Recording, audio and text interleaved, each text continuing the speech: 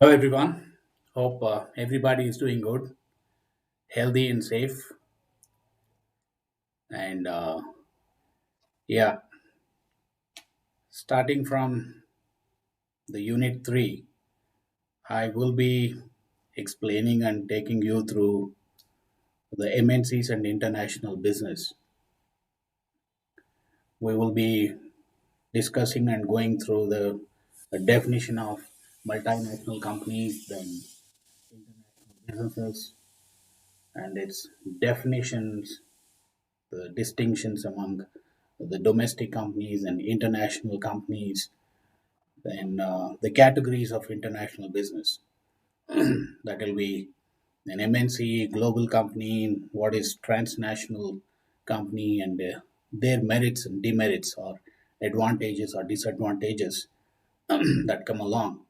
Apart from this, we also discuss about the international groups and uh, of OECD, which is also known as OEEC, when they started in 1948, and it has reformed in 1960s as Organization of Economic and Cooperative and Development Organizations, which was usually a European countries uh, association to control the trade and guidelines for them.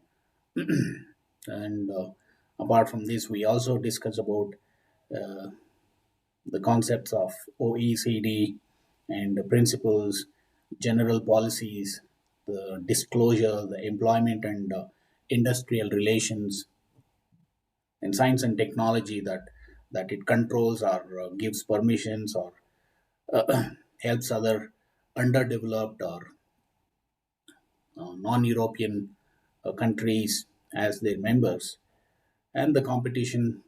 Apart from this, we also discuss very much about taxations. That's where OECD comes into picture and helps other nations when they are doing businesses in international market. So let's start with the MNCs and its definitions or an international business and how it works. And well, in our previous units, we've discussed about international business markets and management. Now, multinational company is a company which will have at least you know uh, one company apart from its host or its own uh, you know company in their own country.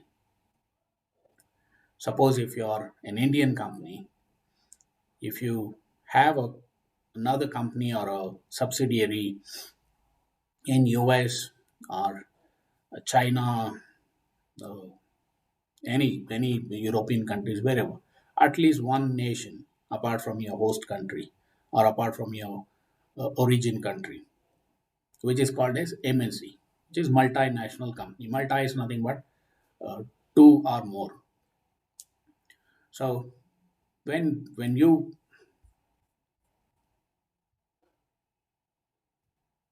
yeah, so here, as we know, the domestic business and international business is that domestic business is the trade which takes place within the geographical boundaries of the own country or your particular country, whereas international business are the venture in the international market apart from your country market happens to be between two countries or internationally.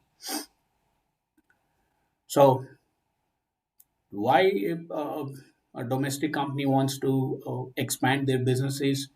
uh, yes, everybody know it's very true that they want to leverage the international markets. They want to expand their services or products, and they want to reach out to uh, new regions, new customers apart from their own country, and help their brand and product or services become more and more. This way, you can either reduce the cost of your products or services by by producing more products, or providing more services to the the more markets or more clients. This way, either you can reduce or make more profits, as we know it. So, for example, uh, imagine Accenture. Accenture is a Microsoft. Microsoft, if they just wanted to do business in US, they wouldn't have been this bigger. They wouldn't have been reached to the markets that they have reached now. So they started with other underdeveloped or developing countries. Now you can see them everywhere. So this approach happens to be with a multinational company which wants to explore the international markets or other markets which are not within their country. So this can be geographically, you're going, going beyond your countries, the international borders. So this way, you should be very careful and do a lot of research and development in terms of what sort of customers you're going to reach out, the target audience, or what sort of problems that you are trying to solve when in their market. This so the MNCs, if you ask me, the history of it when they started, it has happened in 1660s, I guess, 1660s, more than 500 years ago. I can tell you, in India, we had East India Company, East Indian Company, which was the first company which came to India. Then there was another company in Africa, Hudson's International, I guess. So, so this history is there. This has formed by the colonial cultures, British colonial governments. They are the ones who started. They wanted to exploit the the other countries or other markets products or natural resources. For example, British company as East India Company, which came to India back in 400, I mean 1660s or 1600s. They they discovered, they dug out everything which was available naturally to Indians, and nobody knew it. So they used to transfer all these resources from India, like right from the spices to the other agriculture products, then the mining, then the gold, and then the diamonds. So this has happened, and they also educated Indian uh, citizens. It has got a lot of history. So let's not get into it. When you want to know when this concept of multinational company started, back in 1660s or 1600s, we can say that with all the proofs. So now, the why everybody is talking about MNCs, international business, is because now there is no land to be explored under the sun or on the earth. So we as human beings, we have reached out to every land which is available, every market which is existing under the sun. So now it has become easier and very seamless to reach out to other markets and do the business. Now, if at all you're a $1 million company, you should have your presence across uh, you know 2 to 3 international markets. That is the agenda. That is the objective now, and internet has made susceptible to uh, reach out to more audience, and the other tools, advanced technology made it easier for us, uh, for any entrepreneur who wanted to start it off in different countries, or designing or producing or manufacturing a product or a tool. So you have larger audience, more markets accepting you if at all you have quality and the quantity of the international market and its audience. So let's take an example of Toyota. Toyota being a European company, which is which is just started in their own country, and now you can see it everywhere. You can they wanted to start in very big in Thailand, Thailand and other few Southeast nations.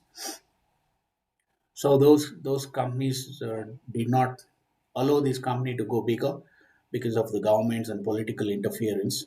So now Toyota has its footsteps across several nations, several developing nations, and exploiting the customer and the consumer demand this way. And you can also see nowadays most of the companies which are coming are service oriented companies which are providing the software and other technology related products and services.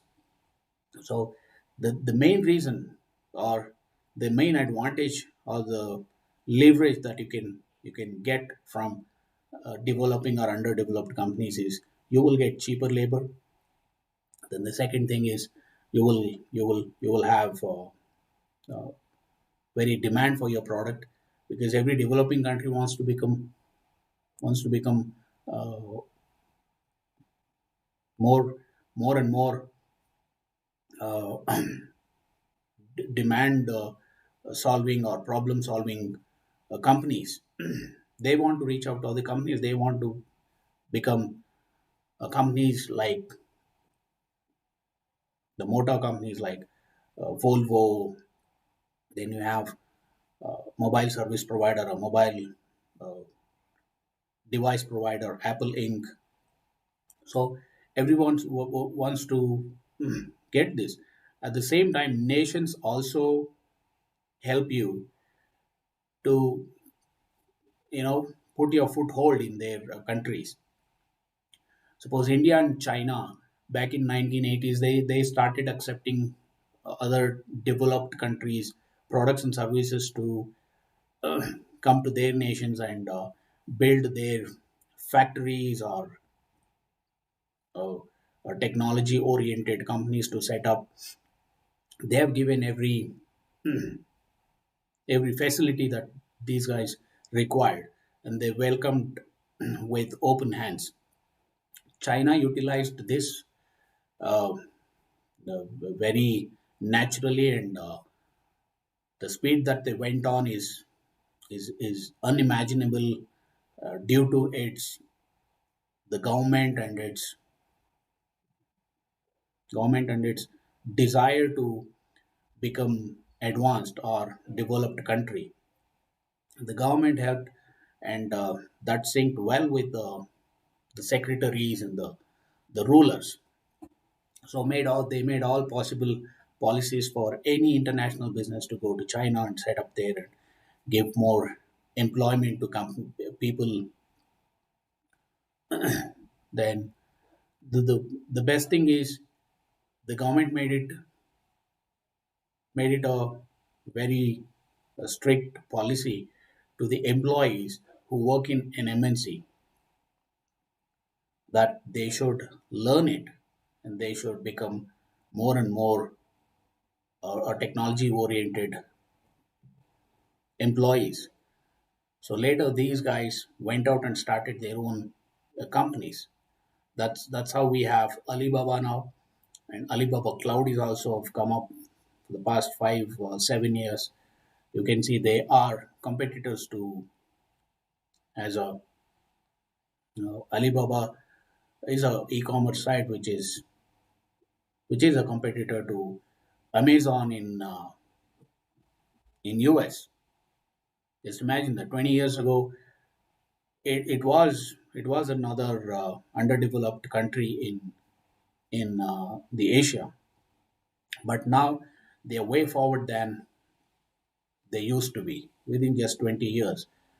So this did not happen, or this was not possible for India because of the political interference or political lack of desire for India. Though the experts were here, we were not able to utilize.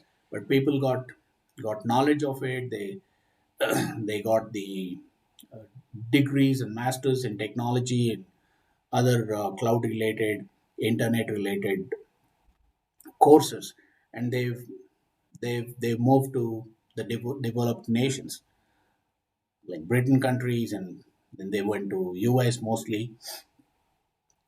Then even in Australia, that did not happen. So here you should we must understand that if you want to become an MNC, you should find a country which gives you more and more facilities for you to grow faster, then go beyond the limits and you know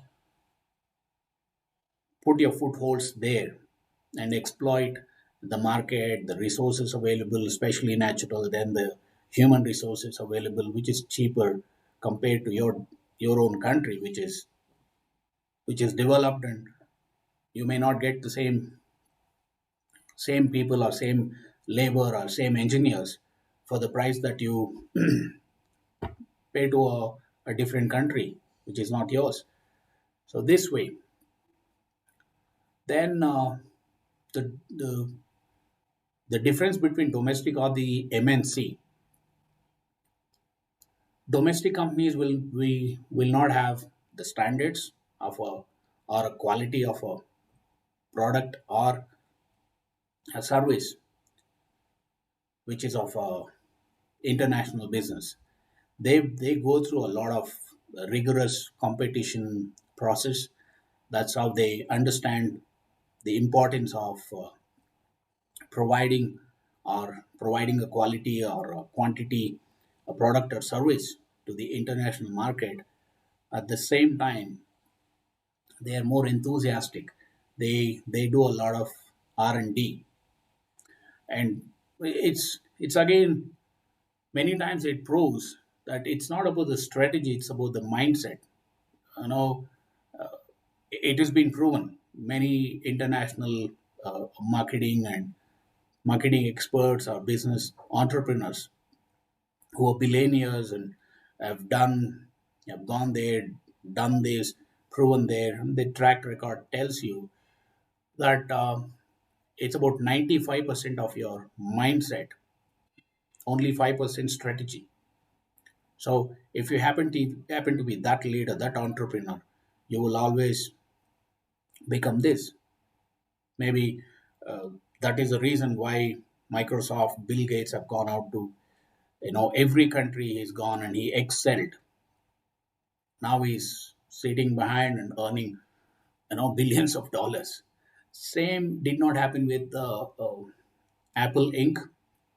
Steve Jobs, when he was retiring, when he was coming out of his board of directors, his share was only 0.6%. Whereas if you compare this to Microsoft, it is huge. And Walmart, you check Walmart, and you check other MNC companies which are doing pretty good. So this way, your the leader who takes forward the company, or who makes decisions, who syncs with the board of directors, it is very essential as far as I know. Uh, Even in our startups, the my practical experience with many startups than MNCs. I was with Accenture. I was with 24/7, which is a Britain company. They were the first company to start a BPO, international BPOs in India. When I was joined them, we learned all these things. When we had CEOs with bigger experiences, practical experiences, they always took ahead. I mean, they used to get more projects, and they used to provide more employment to international audience, uh, in such a way that they used to recruit people over here in India and ask them to sell insurance or financial products to British audience. We used to do that. We taught in such a way that having right from the accent that sounds very neutral to universal audience. They made sure that we help the customer with the information that we are from India but working for an MNC, which is a British company. So we are helping them. So this way, so if 24 by 7 or any other insurance company wanted to hire a British executive or a sales executive to sell the finances, to sell the products over the phone, it wouldn't have happened. It would have cost them the many times. I mean, more than 100 times extra. Just imagine 20,000, 15,000 rupees you get here. The same way you have to shell out, you know, 5,000 to 8,000 pounds over there. It would have been impossible for them to grow to the existing position where they are. I'm talking about generally. 24 by 7 is a company. You can take any BPO in such a way. Then looking at this profit earning model of business process outsourcing, especially the call centers, international call centers. Wipro got into the same, then Infosys got into the same processes. They start providing the call center or customer services to developed countries or English speaking nations. Then you have JP Morgan in India. JP Morgan started back in 2004 and 5. ICICI Prudential started doing this. Now BPO industry is another 20 $25 billion industry. Even now it is growing faster. Likewise, so why it did not happen to any other non-English speaking or underdeveloped country to come to a nation like India where cheaper human resources available. I apologize, cheaper for the cheaper word, maybe economically uh, possible or economical uh, human resources available. Apart from this, there was a mindset in India and with its government that they were welcoming. No matter what you get, they wanted to join a company which has got its presence across several nations, especially the US or UK, United Kingdom nations. So it is a pride for every executive to work for a company which is US based or UK based. So this way, the people learned the art of how to handle, how to manage MNCs, how to create a product which is creative, innovative, at the same time very economical compared to other products, then sell it to US or UK nations. This has been very practiced. Nowadays, every startup which is trying to become and they dream about it. Their objective and their agenda is to go global. It is one of the essentials. So nobody wants to start a domestic company. Everyone wants to reach out to venture capitalists, that the angel investors where they are well known across the developed nations. So they always reach out to them. If at all you could not raise any money, convince any funder internationally, then only you go domestic. But the agenda still exists. Still, they dream about going to international market. This has become very norm nowadays, especially in the last 10 years. So 21st century, then the next 10 years or 20 years would be more of machine learning, then artificial engineering, the software, then everything is like this. And uh, especially this unprecedented novel coronavirus pandemic has taught, all the 200 plus countries to go virtual unnecessarily. Do not spend money on the field executives or client relationship managers who always travel internationally. That is huge money that every nation, every company spends on their travel and accommodation. This is going to be a new norm unless it is very, you know crucial that you go meet your client face to face or meet your customer face to face. You don't have to. So this has become a norm. So coming days will be a new norm, especially for the marketing and sales domain. And writing an email to the sending an invitation or communicating with your client has become very sort of over the screen. So it is a good thing that is happening. This has all happened due to the advanced technology the MNCs have brought into uh, the international markets. They're the ones who started. So developing countries have to take this the leverage, then start solving the problems.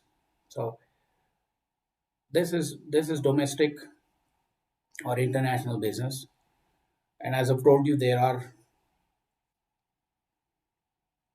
many qualities or features that we may discuss, or I would just take you on to domestic company, how to start your domestic company, then how to go ahead and become an international company or multinational company.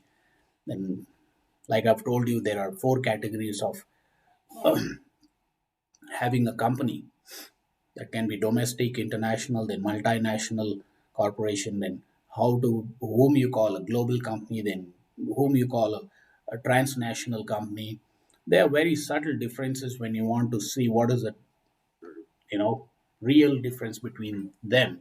Very subtle, but still plays a major role. Why you call them? Then the advantages and the disadvantages of these multinational companies that can be starting from economic development, technology gap that your product or your service or your company fills, then the what sort of contributions as an organization you provide or you contribute to the industrial growth, then what sort of marketing opportunities that your company creates as a as in your host country, then the international market, then what sort of work culture that you have, and how different it is, how unique it is, and how comfortable it is for the employees to work under your culture, and uh, how it helps them to uh, give more performance, then export promotion, then the research and development, which is very important. Every MNC company needs to have their research and development. Before starting your company over there, you should have a research and development. You should know what are the customers are expecting from you. Then, like I've said, what are the demerits or the disadvantages that international company gives or throws off. These are the challenges that can be right from the artificial demand to investment and exploitation, that exploitation of natural resources, the human resources, outflow of foreign exchange, how this will affect the host country's currency and its economy, especially the stock market, because MNCs are the very much expertise in exploiting this and take the advantage of the currency which is not stable in a developing or underdeveloped countries. Then the self-interest, the company which will have every company has, which is visible. You can see every company now and then. uh, going to the international courts to take to battle their competitors legally. Then the political interference, which you should know, your at least your company heads and the board of directors who are responsible for the going out and bringing the new business, or winning the international market, should know capitalism or the communist politics, what sort of contributions that they make. So you should very much understand the political scenario there. And then the technology, the lack of uh, the knowledge on the technology, how to train them. This is another challenge that, as an MNC, you may face. So these things we will be discussing in the coming sessions. Thank you very much for the patience. For I'll say you thank you very much for your time.